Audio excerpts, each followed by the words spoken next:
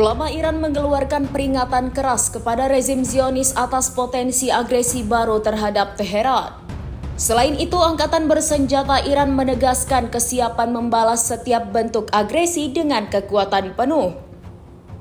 Bahkan Tel Aviv akan berubah menjadi kota hantu jika nekat menyerang proksi Iran.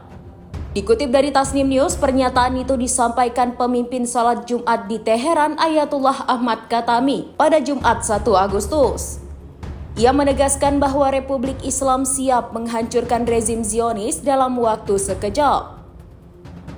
Dilaporkan kekuatan rakyat dan militer Iran telah menggagalkan skenario musuh untuk melemahkan Republik Islam. Menurutnya, Israel terpaksa meminta gencatan senjata lantaran terdesak dan mengakui kekalahan.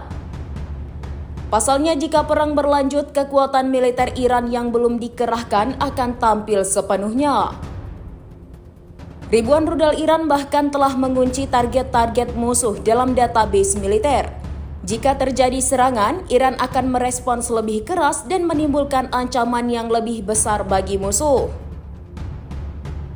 Saat ini kekuatan IRGC telah melampaui kawasan Timur Tengah dan siap menghadapi segala bentuk agresi.